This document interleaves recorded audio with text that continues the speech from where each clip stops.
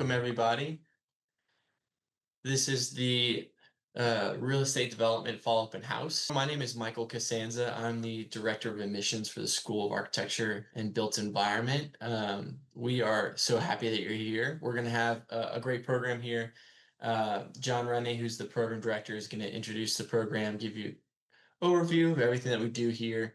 We have Daniela Rivera Bryant, who is a faculty member who will give her perspective. And then we have a current student here, Joseph, who will talk about his experience in the program. And then we'll give time at the end to ask questions and give answers there. So yeah, without further ado, John Rennie, here's our program director. Hi, everybody. Thank you for taking the time to join us for this overview of our Master of Sustainable Real Estate Development at Tulane School of Architecture and Built Environment. This is a kind of a nighttime image of our brand new building over here. I don't know if you can see my cursor, but off on the right hand side here, we just got into our brand new building. It was like a $50 million renovated historic building. It's just where I'm sitting in right now. It's a beautiful facility. And so I hope that you get the opportunity, in addition to, participating in this webinar, to potentially come here on campus and do a campus visit. And so let us know, because I think you'll be very impressed with our campus, with New Orleans, and with our facility that we're in, the building that we're in. So I am the director of the real estate program and a professor. I'm joined here with my colleague John Huppy, who's the associate director and professor of practice, and John will also be joining here and after I go through the slides. We have a fantastic set of faculty that span both practice as well as research, and several of us, including myself, do both. So most of our faculty, I would say, about 90% of our faculty have very, very significant experience and are actively engaged in sustainable real estate development as we speak. And then several of our faculty, including myself, because I actually wear both hats, are leading researchers in studying issues around real estate development, urban planning, affordable housing, the impact of climate change on cities, and historic preservation, and a number of those other issues. So I'm not going to take the time, right now to go into detail on all of our faculty, but you can go to our website and, read up on what everybody does. And we have a very wide range of skills that, go from finance to urban planning to real estate development, to AI and technology, transportation and infrastructure, resilience, law. So we really have a really, really wonderful team. And our program was initially set up about in 2012 is when we launched. We were one of the first masters of sustainable real estate development in the country, but also one of the first, programs that offered a 1-year master's in real estate development, period. And it's a 3-semester program. So traditionally it starts in the summer, and you would enroll like in basically, the first week of June, towards the end of May is typically when we start with the orientation. And you would have basically you would take 4 classes, in a full-time format over the summer, including a field trip that we've historically done to like Washington, D.C. and Philadelphia. We also go to other cities as well, and we're talking about maybe changing that up a little bit in the summers to go to some, like perhaps London or Paris, or but we're kind of in the middle of reformulating a lot of this. And so what I wanted to point out and I'll talk a little bit more about, the potentially upcoming changes, is that we're making it a lot more flexible for part-time students to be a part of our program, even if you don't necessarily have the ability to move to New Orleans. We're in the middle of some university approvals for reformulating this program. And because of that, we can't really get into the details about what the proposed program is going to look like because it needs to be approved by the appropriate committees and administrators at Tulane University. But the content isn't going to change. We're going to be teaching the same stuff we've been teaching, for the last 13, 14 years. So that's what I'm going to get into right now, is kind of like what it is that we teach. Fortunately, we're still far enough away that as we kind of go through this approval process, hopefully over the next month or so, we'll be able to share a lot more of the details of what we're thinking. But the key point right now is flexibility and part-time. If you're working, we're trying to design the program to allow for it. However, if you want to just come and knock out a one-year master's program like we've been doing for the last 13 years, you'll be able to do that as well. So it's kind of the best of both worlds. In order to apply, you have to have obviously a bachelor's degree, and we draw on students from diverse fields. You don't have to have a particular undergraduate degree in any topic. You don't have to have a background in finance. You don't have to have a background in architecture or building. We're going to teach you everything that you need to know. We blend an education that spans business, sustainable design, urbanism, economics, legal issues. So again, you're going to get to know everything that you need to know. And our graduates that come out of this one-year program are equipped to become effective and influential in a number of different areas. So it's not just necessarily real estate development. Some go into more of a finance role. Some focus a little bit more on the design and construction side. Some go into more on the urban planning side. So it gives you a lot of flexibility if you're not 100% sure exactly like that job that you want when you graduate. Um, and so, as an example, our students have done internships. We call them gigs. And one of our students, Joseph, who's will be speaking to you in a little bit, is currently doing one with the city of Gretna, which is a community here in the greater New Orleans area. And but we've had folks do these gig internships with a lot of developers and public agencies that tackle development, such as the New Orleans Redevelopment Authority or even the New Orleans Transit Authority, architecture firms. So and then of course we've had some research partners across the country, not just based in New Orleans, in many different places. Here is just kind of an overview of the existing program as it stands. It's not going to change all that much. So really in the summer, we kind of tackle the key things that you would really need to learn in terms of real estate finance and sustainable urbanism. And then we have that field study, which is a visit typically to a domestic location in the United States. Again, we're toying with the idea of whether we may go overseas, but basically it's a week where we all travel together. And Joseph can talk a little bit more about his experience on that trip last summer. In the fall, if you decide to do the full-time program, you would take legal issues, sustainable design and planning, real estate finance, and then an elective.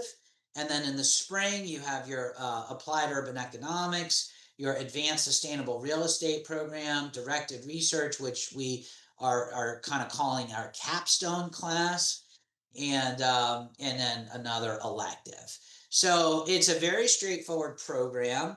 And we have now over 300 graduates from across the country and different countries beyond the United States very, diverse educational backgrounds and work experiences, shared interests in environmental, economic, and social impact. So, our dean last year, um, he kind of gave his name is Iñaki Alday, and he gave a very what I thought was a very impassioned, inspirational speech. And I can't do it as good as he can because he has a great Spanish accent. But what he basically told everyone is, listen, you have a lot of choices in where you can do your education, right?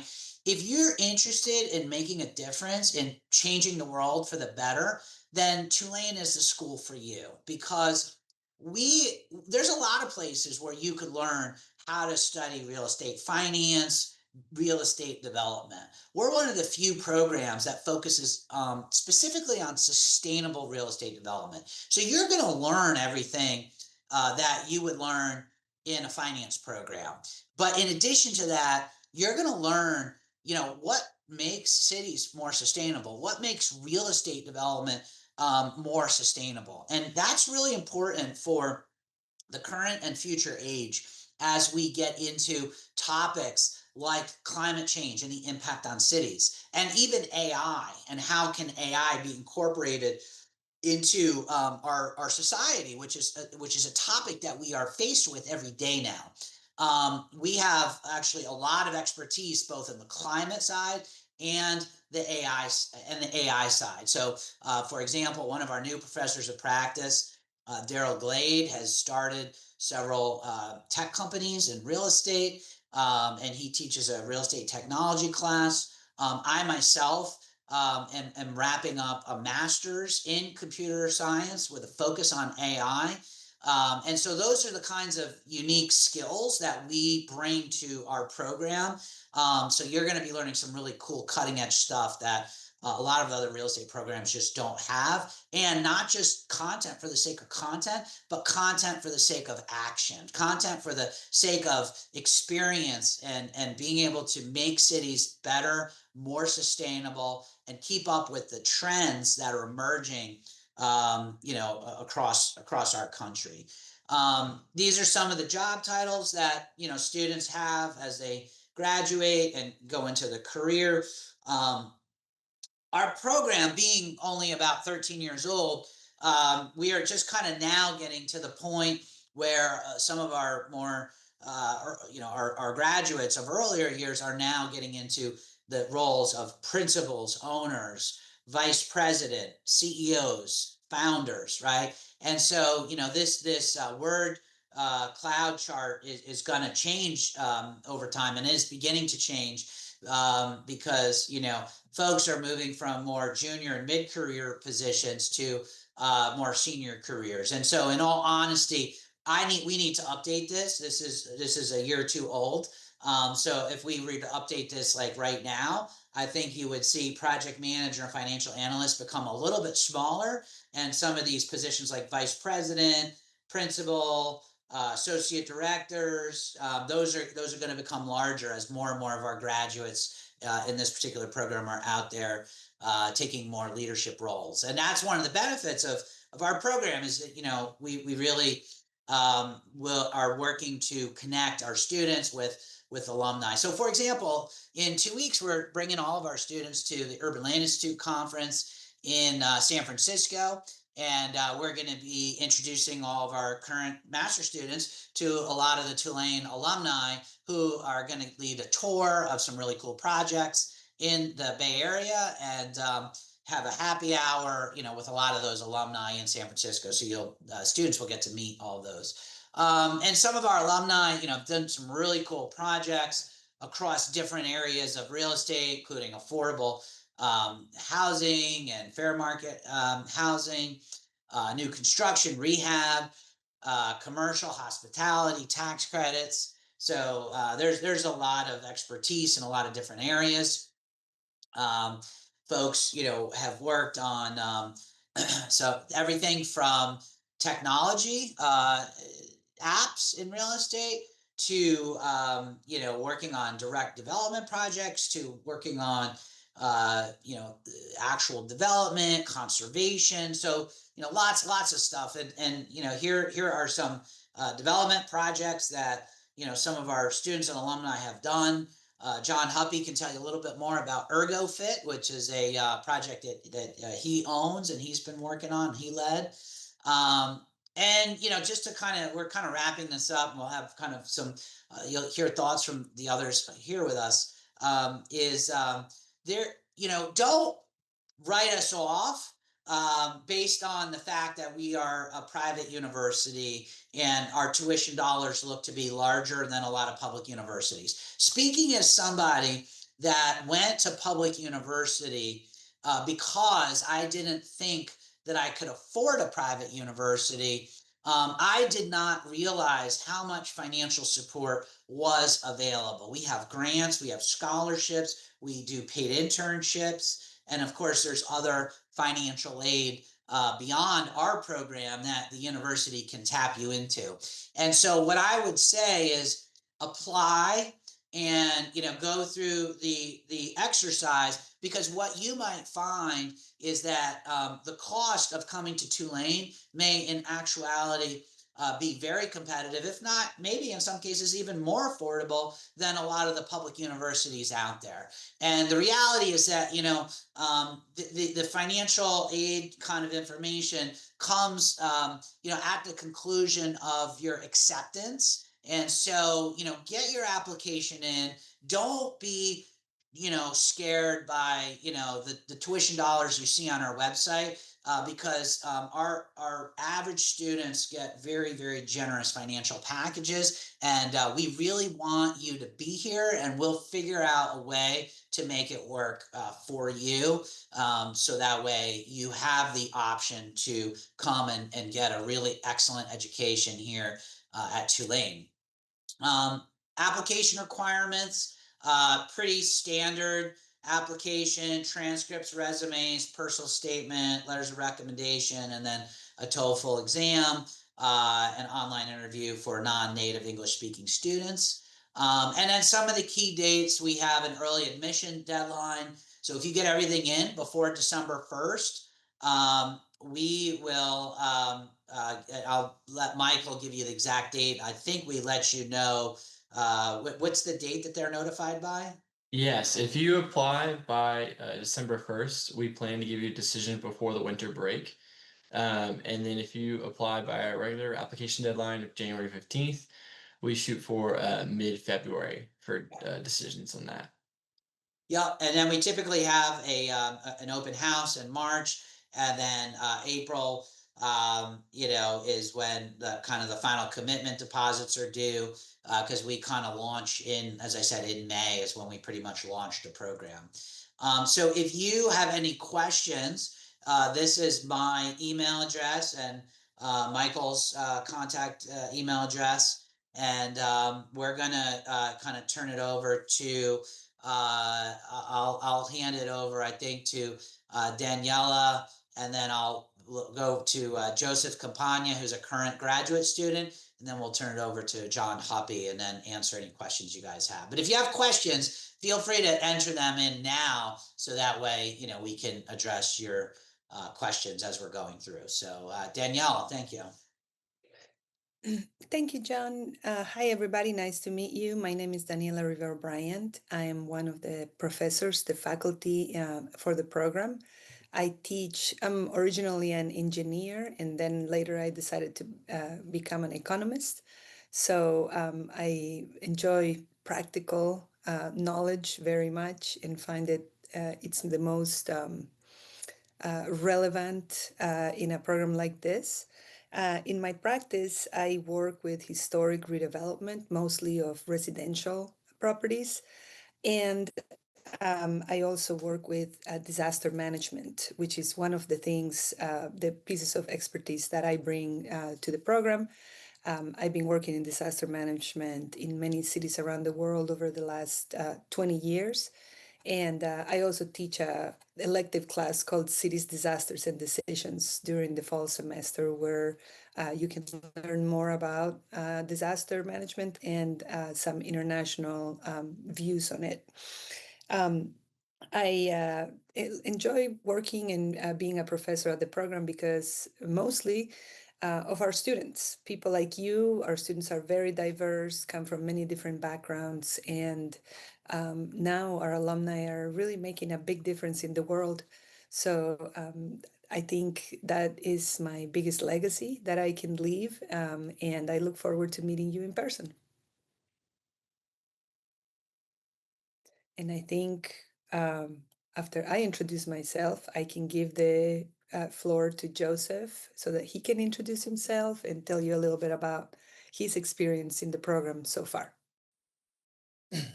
Yeah, thank you, Daniela.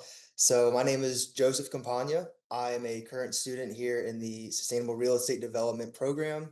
I graduated from LSU and got a degree in environmental sciences with a concentration in sustainability.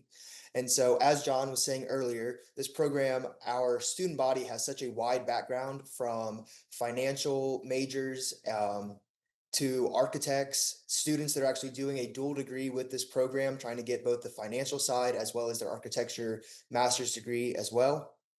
He touched a great job on the opportunities that are available outside of the classroom. Um, Actually, right now I'm here at my internship, speaking during my lunch break in Gretna, Louisiana. I'm in the Department of Planning and Development, working on rebuilding their downtown area. I think it's a great opportunity that Tulane offers, having this kind of program that gets you your experience that you need, as well as making connections in the greater New Orleans area if you so desire to stay out here. But the summer is a very intense summer. It's 4 classes throughout June and July, and really get you suited for the rest of the year with finance and sustainable urbanism classes that kind of delve into what is a pro forma and what does sustainable urbanism even look like? What does that mean for a building and for a city? And then we get into the fall, and that's where we're at right now. What I love about this program is it's interdisciplinary. What John was saying, so many graduates go to very much different job titles afterwards. We're learning about design and planning, investment strategies. If you want to get into the land acquisition side and learn how brokerage happens, and then there's also a real estate law program, learning what zoning means and how you can work around zoning in your planning. But then also the summer does cap off with a DC and Philadelphia trip this past year. It's a great opportunity. It was also very packed. We met with about 20 different people and organizations just to hear what they have to say about what's going on in the country. We met with the DC Office of Planning. We toured net zero buildings, learning how they operate and the logistics that they have to go through just to make these buildings happen. And then even like SEPTA is Southeast Pennsylvania's transit authority, learning how transit with trains and cars, how does that operate within a real estate development practice?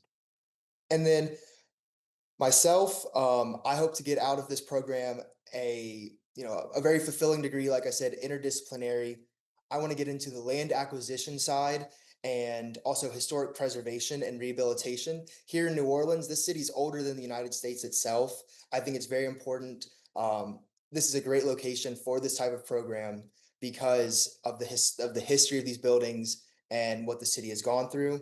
And then, as John said about scholarships, he's very true about when you apply, you're immediately going to be granted or offered a scholarship. And that was very welcoming, knowing that the school wants you here and they're going to help you make this transition happen.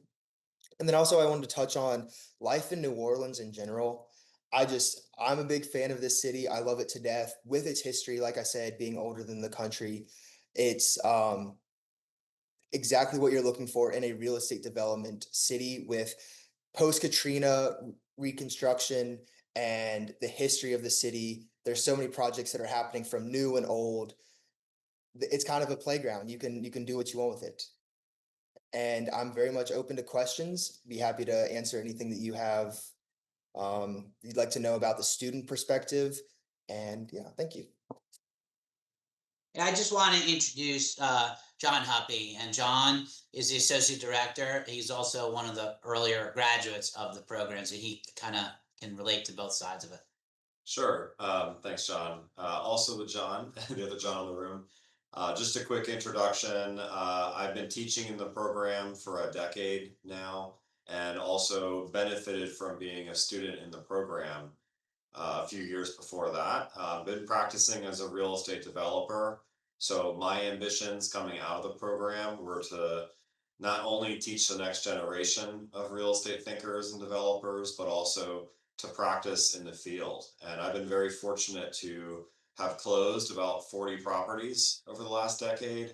And I will say every single deal I've worked on has involved some classmate of mine, a faculty member, or an alum from one of the other generations.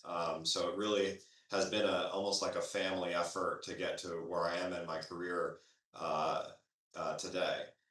In the classroom, I teach the real estate investment and strategies class.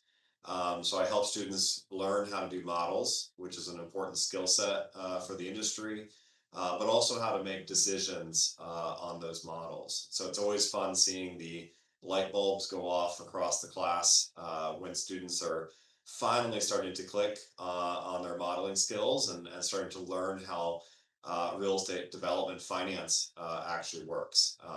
So I'll be real short in my introduction, but it's always a pleasure meeting the students. I can speak for Daniela and John Rennie and Michael and also Joseph that we really care deeply about this program and the network that we are creating. I was doing the math of the day, probably have well over 1,500 alumni all over the country now from Tulane who are active in the field of real estate. And that's probably selling the numbers short by several thousand, since we've also had even older alumni coming out of our law school and our business school and even our architecture school for decades before that as well, also practicing real estate. So it's a big machine in all the best ways, and we try to make it as family friendly as we can here with your time at Tulane. So John and Michael, I'll hand it back to you guys because I'm sure we're going to open it up to questions next, and happy to answer anything from any of the perspectives that are on the call today. Yeah. And so I'll ask all of our participants to unmute themselves and show their video. And so this is now a question and answer session for all of you who are watching this webinar. If you have any questions, feel free to submit them in the Q&A function on the webinar. I'm going to toss out a first question right here, and that's really to talk about can we have some specific examples of alumni outcomes of recent alums from this program? Sure, I can take that on. So John hit it on it earlier that we have students end up in all sorts of fields. When someone comes into the program, it's pretty natural for folks to think of the industry in a very specific lens. They might think of brokerage or real estate development. And even within real estate development, they may be thinking of activity in one small little pocket like luxury housing or something along those lines. But really, students recognize, and Joseph can kind of confirm this because he had to go through these gymnastics in the summer of us presenting all the different outcomes that we have students who work for port authorities, recognizing that they have massive real estate portfolios. Often, speaking to New Orleans alone, the Port of New Orleans actually owns the most amount of land in the city. So we have former faculty and students who are working for them. We have students who work for school districts on their real estate decisions. We have students who work for government. And of course, we have students who work in the private sector, whether it be through banks, private lending, development. So really for us to try to fit students in a box is impossible. I think the important thing is that they're recognizing they can go anywhere in the industry and be players. I think Joseph hit on it, on some of the tour stops over the summer.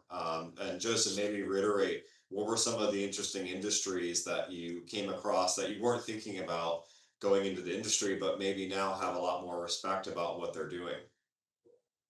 Yeah. Michael, if you don't mind, could you turn my camera back on, please? Didn't realize that that was a thing. Here we go. Okay, thank Okay, you. there we go. No, all good. So, like I said, we met with like 20 different organizations within our DC and Philadelphia trip.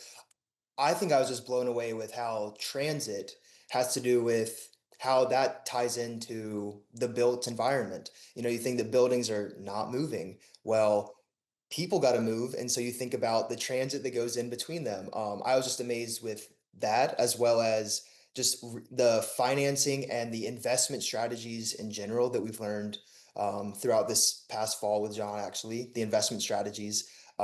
There's so many moving pieces that come into just making a single real estate property happen. And I was quite amazed by all that.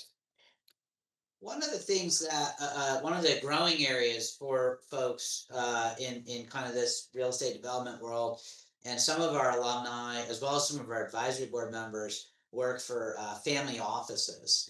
And so there's been a huge growth in the family office. So it's basically, ultra high net worth families that basically hire professionals to manage their assets and their wealth. And so typically, a lot of large family offices, meaning family offices that have a lot of assets, typically have at least one or sometimes more than one folks that manage their real estate portfolio. So it could just be buying like apartment buildings or shopping centers that generate returns on an investment level. But a lot of family offices now also are involved in getting in real estate developments, and so they may be full-blown developers themselves. They may be providing financing and be a joint venture with other development companies, and so that's kind of a growing area. And so I like,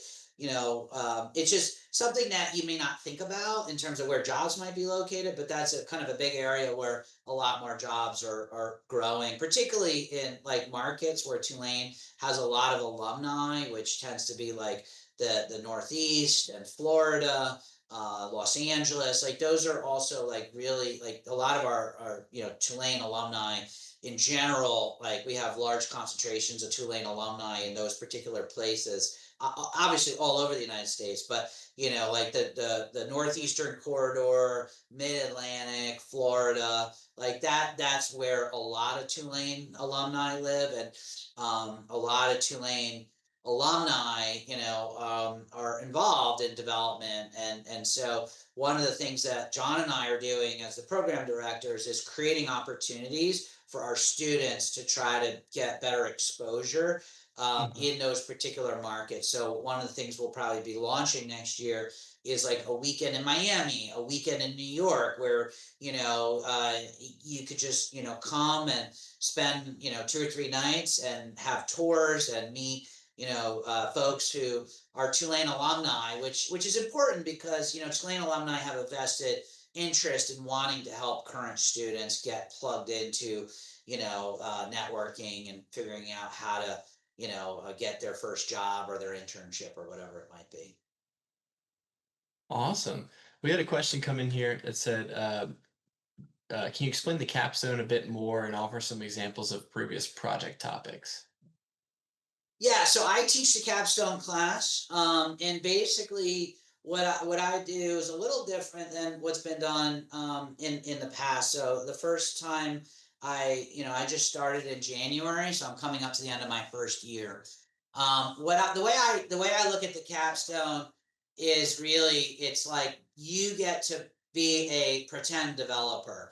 So you pick a site, and I will take you through the whole entire process of developing that site. And so, what Joseph is going to have to experience next semester in my class is the first part of the class is getting your zoning approval. So, he's got a site, he's got to come up with, his strategy of what he wants to develop. For example, let's say he wants to develop a hotel. He's got to make sure that, he has all of the approvals to be able to build that hotel, and that's he might need a variance, he might need a conditional approval, or he may need a full blown rezone. So he's going to have to go through that. We're going to have a hearing in the middle of the semester, and he's got to go up and just as he would in front of a city council. And we're going to have some faculty that are going to be, the de facto city council, and we're going to, basically either approve, deny, or give him, some kind of a conditional approval, some changes that he might need to make. Then the second half of the semester, he's going to have to take his site and basically put together a development proposal to go out and win investors to invest in his project. So he's got to put together the financing, the pro forma, and then a pitch deck. And at the end of the semester, he'll give that pitch to to the class and to the folks that we bring in, and everyone has some play money, and they get to decide which students' projects they want to invest in. So it's a little bit of a friendly competition amongst the students in the class to see if they could get their project financed with kind of the dollars of the investors in the room. So think of it as like a little bit like a friendly Shark Tank sort of a situation where there's going to be a winner at the end, and it's a fun experience. And then the students learn some really cool programs that I teach, what's called Urban Footprint, which is a really cool online interactive GIS mapping program that's got a lot of data built into it, and other applicable real estate programs that they'll be able to use to put their whole proposals together. Yeah, and John, could you speak to John Huppy? Could you speak to some of the some other previous topics of the capstone? Yeah, and I'll say all throughout the year, one of our big objectives is to introduce students to various sectors of the real estate industry. So students will have a chance to work on a hotel project. They will have a chance to look at a shopping center, affordable housing, industrial sites, and also on the policy side and the sustainability side as well. So students can throughout the year focus on those topics and learn about green building. And we like to sprinkle a lot of those topics throughout because inherently most development work, that the good development work that's happening now in the world is green and sustainable. Otherwise, you're not going to get your project financed. So it's inherent that if you're looking at numbers and thinking about making a decision, thinking about doing acquisition, you're also thinking about those other sectors as well. So we make sure that that's sprinkled fully throughout the education. Great. And then question here is, are there any specific softwares taught in the program, such as GIS?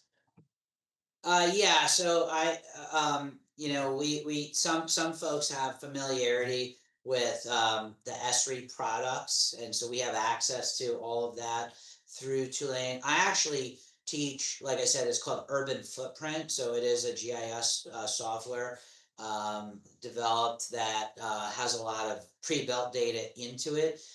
We also use Policy Map and or Social Explorer. They're very similar programs. Those are some might not necessarily consider them GIS programs, but they are basically geo referenced data where you can access a lot of things like census data and a lot of other big data sources.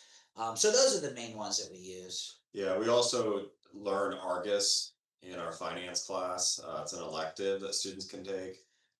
Really important, especially if students want to go off to a big market like New York or Chicago and plan to work heavy in the debt equity industry, focused on commercial real estate, because that's mainly where you see platforms like Argus being used. And I won't sell ourselves short on AI too. We have a couple of courses and more on the way that are focused on AI and how you can use AI for data sourcing, you can use it for decision making, and also you can try to disrupt the entire industry through AI as well. So we have faculty who have had success stories who have done that, who are trying to again teach that to the new generation since AI is not going away. Yeah, I'll give you a specific example of a tool that I recently wrote a book chapter about called Chatting with Your Zoning Code. So, let's say you have a site that is 5 acres and it's in SB-2, right, in New Orleans, right? And SB-2 only means something in New Orleans. There might be a code called SB-2 in Austin or Los Angeles, but it wouldn't mean the same thing. So every zoning code is unique and specific.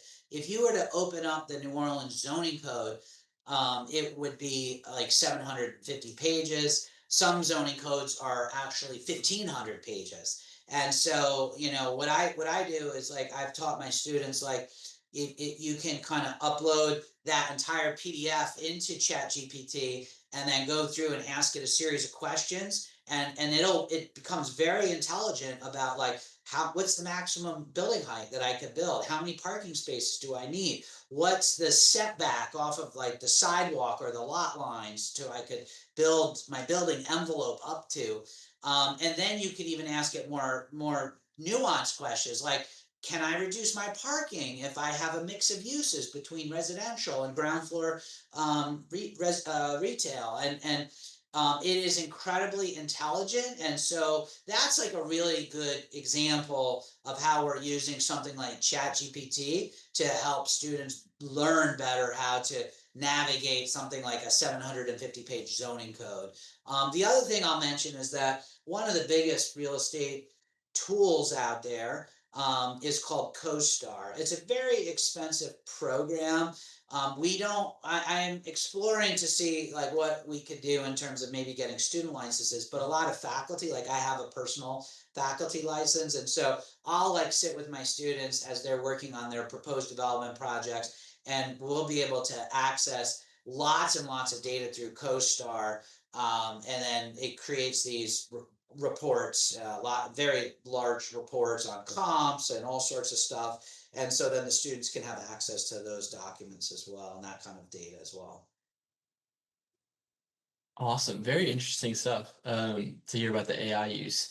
Um, Looks like we don't have that many questions coming in, so I'll just say, before we exit this webinar, any parting statements, anything to just kind of wrap up the program and why someone should join? Well, let me just say, kind of going back to what I was talking a little bit about earlier, and I saw there was I think one comment about kind of like online learning and, in-person learning. So everybody has different learning styles. Some people prefer online learning because it creates flexibility. Other people like to be in a classroom because, it gives them, kind of that, I guess, accountability. Without going into exact details, what I can tell you is that we are working really hard to try to create a balance between kind of showing up in person and having the flexibility of some online education. And so just a real quick sneak preview of what that may look like. And again, I can't tell you whether this is going to be in place for the next academic year or, the one after that. So, if but basically the idea is we will pretty much guarantee that all of our courses are going to meet synchronously every single week. So even if we do an online course, it's not going to be asynchronous. It's not going to be, looking at videos and doing modules, and, you're going to be expected to show up every single week. We are going to have mandatory in-person networking opportunities, like the trip to Washington, D.C. and Philadelphia, like coming to New Orleans and being involved in kind of like rolling up your sleeves, boots on the ground experiences. We've been looking at all of the various programs around the country, both in real estate and also in other areas like MBAs and things like that. And so we are kind of trying to put together the most cutting edge experience that allows you all to have the ability to do it full time in 1 year or part time over multiple years, balancing flexibility with kind of live synchronous education with flexibility of doing it remotely from another city with having certain requirements of showing up in person for intensive experiences and building that face-to-face connection between the instructors and the faculty and the students, and then the peer-to-peer students. So we'll be able to share more information probably with you, most likely in a month or two. But I just wanted to give you kind of a big, preview of what we're looking at. And again, everyone has their own preferences and desires. And we're just trying to create a unique program that will appeal to a wider set of students and be able to preserve the ethos of having that face-to-face networking that we think is so important to the Tulane education. Awesome. Thank you, John. Thank you, Daniela and Joseph and John, for participating. If you have any questions and follow up, we will send an email after this with some more information. So feel free to reach out. Thank you all for coming and have a great day.